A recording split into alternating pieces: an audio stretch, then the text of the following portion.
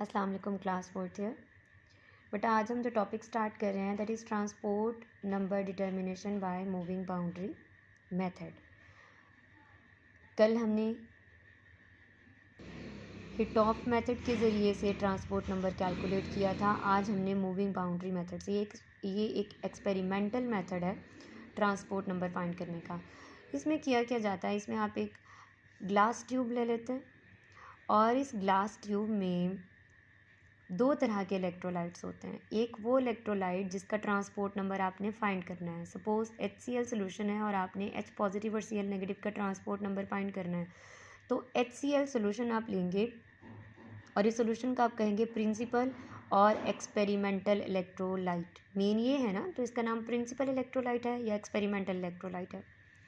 इसके साथ हम कोई कॉमन आयन वाला सेकेंड इलेक्ट्रोलाइट लेंगे। सपोज हमने Cl कॉमन ले लिया और CdCl2 सोल्यूशन लिया। आपने जो सेकेंड सोल्यूशन लेना है उसमें एक कॉमन आयन होना चाहिए, यहाँ पर क्लोरीन कॉमन है। सेकेंड कंडीशन क्या है, दो कंडीशंस हैं सेकेंड इलेक्ट्रोलाइट के लिए। एक तो ये कि उसमें कॉमन आयन हो और दूसरा ये कि दूसरे इलेक्ट्रोलाइट का जो कैटायन है उसकी स्पीड कम हो as compare to principal electrolyte के कैटायन के। मतलब कि इसका जो H है उसकी स्पीड ज़्यादा होगी, मूविंग स्पीड, और CD की स्पीड कम होगी। इसके अलावा एक आयन इन दोनों में कॉमन होगा। तो ये दोनों कंडीशंस के अकॉर्डिंग आपने CdCl2 ले लिया और आप इसको कहते हैं स्टैंडर्ड इलेक्ट्रोलाइट या फिर इंडिकेटर इलेक्ट्रोलाइट। मेनली इंडिकेटर इसको बोला जाता है। अब होगा क्या कि आप यहाँ पर इसके साथ एक सिल्वर कूलोमीटर भी अप्लाई कर देंगे। और सिल्वर कूलोमीटर का काम क्या होगा, इसका काम करंट को मेजर करना है कि कितना करंट यहाँ से गुजर रहा है। आपने सबको बैटरी के साथ लगा दिया है। एमीटर डिफ्लेक्शन शो करेगा जब आप बैटरी के साथ लगा देंगे। एक्चुअली HCl जो है वो लेस डेंस है और CdCl2 काफ़ी ज़्यादा डेंस है, जिसकी वजह से CdCl2 लोअर पार्ट पर जमा हो जाएगा और ऊपर HCl सोल्यूशन होगा। ये सिचुएशन पहले नहीं है। पहले क्या सिचुएशन है कि नीचे CdCl2 है और बिल्कुल ऊपर HCl है और दोनों की जो बाउंड्री है वो विजिबल है। सपोज पहले इनकी बाउंड्री ये थी AA, ठीक है। उसके बाद जब आपने करंट अप्लाई कर दिया तो कैटाइंस ने कैथोड की तरफ जाना है। अब कैथोड आपके पास किस चीज़ का है, प्लाटिनियम का। एनोड किस चीज़ का है, कैडमियम का। जब आपने करंट अप्लाई किया तो H पॉजिटिव कैटाइंस हैं, ये प्लाटिनियम की तरफ जाएंगे। इसके साथ साथ कैडमियम के आइंस भी, क्योंकि वो कैटाइन है, वो भी प्लाटिनियम की तरफ मूव करेंगे। तो जो बाउंड्री यहाँ पर AA थी अब वो मूव होके BB हो गई है, ऊपर चली गई है। क्योंकि H जो है उनकी स्पीड ज़्यादा है तो वो जल्दी प्लाटिनियम पे पहुंच जाएंगे और कैडमियम थोड़ी स्लो स्पीड से आ रहे हैं, इसलिए ये नीचे हैं।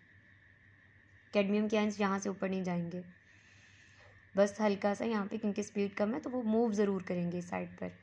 अब हम सपोज ये करते हैं कि इस जो ट्यूब है उसका एरिया A है, इसकी जो लेंथ है वो L सेंटीमीटर है। तो इसका वॉल्यूम कितना बनेगा, वॉल्यूम बनेगा इसका V centimetre cube would be equal to L into A। Volume length into area होता है।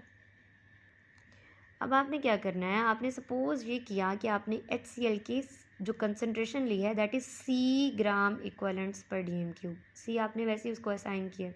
HCl कितना लिया है, C grams equivalent of HCl पर डेसीमीटर क्यूब। तो उसमें से H पॉजिटिव कितने होंगे, जाहिर सी बात है जितने HCl हैं उतने ही H हैं। तो H की कंसनट्रेशन भी कितनी होगी, C ग्राम्स इक्वलेंट पर DM3। तो इस चीज़ को यहाँ पर देख लीजिए वो क्या लिख रहा है, 1, क्योंकि पर DM3 है ना, तो DM3 कितना है, 1 DM3 का आप 1000 cm3 भी कह सकते हैं। तो 1 DM3 या 1000 cm3 HCl सोल्यूशन में H कितने हैं, C ग्राम इक्वलेंट्स। अगर 1 सेंटीमीटर क्यूब HCl सोल्यूशन लेंगे तो आपके पास H पॉजिटिव बनेंगे C/1000 इधर आके डिवाइड हो गया। अगर V cm3 HCl सोल्यूशन लिया है तो V इधर आके मल्टीप्लाई हो जाएगा और आपके पास ये आ जाएगी value CV/1000 gram equivalents of H positive ions. ये H पॉजिटिव आइंस की कंसनट्रेशन है। हमें ये पता है कि 1 ग्राम इक्वलेंट कैटाइन के लिए 1 फैराडे करंट चाहिए होता है। 1 ग्राम इक्वलेंट आयन के लिए 1 फैराडे करंट चाहिए होता है। जैसे हमने पहले भी देखा था कि अगर हम 4 फैराडे करंट प्रोवाइड कर रहे हैं तो 4 आयन्स जो हैं वो डिपॉजिट हो रहे थे। तो 1 gram equivalent of H positive ions carry current 1 Faraday, और आपके पास कितने ग्राम इक्वलेंट्स हैं, CV/1000, तो आपके पास ये वैल्यू आ जाएगी। अब ये जो वैल्यू है ये H positive ions current carry कर रहे हैं, और जो टोटल करंट है वो ये है, और वो है आपके पास Q। ठीक है, तो आप ट्रांसपोर्ट नंबर कैसे फाइंड कर सकते हैं, current carried by H positive ions divided by total current.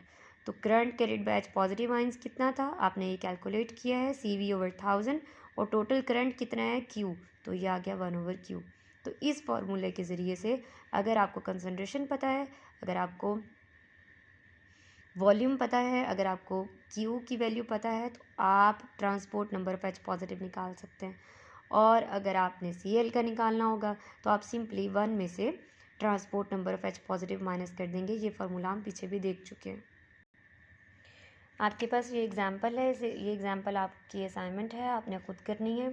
यहाँ पर वो नॉर्मल वैल्यू HCl की बता रहा है। नॉर्मल मीन्स कि इसमें H पॉजिटिव उतने ही होंगे जितने ये पूरी नॉर्मेलिटी HCl की। तो 0.1 normal HCl means 0.1 gram equivalent of H positive.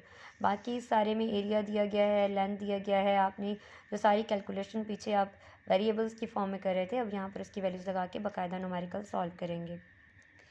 Next आपके पास इस चैप्टर का लास्ट टॉपिक है, that is calculation of pH for typical weak acids. जब स्ट्रॉन्ग एसिड होता है तो उस केस में pH फाइंड करनी आसान होती है। क्यों? क्योंकि हाइड्रोजन एंड कंसनट्रेशन आपको पता होती है, आपने जितना एसिड लिया उतने ही H पॉजिटिव हैं, तो उस H पॉजिटिव के अमाउंट से आप pH निकाल लेते हैं। लेकिन अगर वीक एसिड्स हैं तो वीक एसिड्स में H पॉजिटिव की कंसनट्रेशन उतनी नहीं होती जितना आपने एसिड डाला है, वो कम होती है। तो आपको pH फाइंड करने के लिए पहले तो हाइड्रोजन आयन कंसनट्रेशन पता हो, तो ये प्रॉब्लम क्रिएट हो जाता है कि आप डायरेक्टली फाइंड नहीं कर सकते, तो आप कैलकुलेट करते हैं। कैलकुलेट करने के लिए आपके पास फॉर्मूला है ये, hydrogen ion concentration is equal to percentage ionization over 1000 multiply by molarity of the acid. जाहिर सी बात है जितने परसेंट आयोनाइज हुआ है उतने ही उसमें H पॉजिटिव होंगे, तो ये पूरा एक फार्मूला आप याद करेंगे। एग्जाम्पल है, pH आप फाइंड करनी है 0.25 मोलर सोल्यूशन एसिटिक एसिड का है, तो आपको मोलैरिटी पता चल गई। और परसेंटेज आयनाइजेशन वो 1.5% बता रहा है। आप इसमें वैल्यूज़ लगाएंगे, आपके पास हाइड्रोजन आयन कंसनट्रेशन आ जाएगी। इसका नेगेटिव लॉग लेंगे तो आपके पास pH आ जाएगी।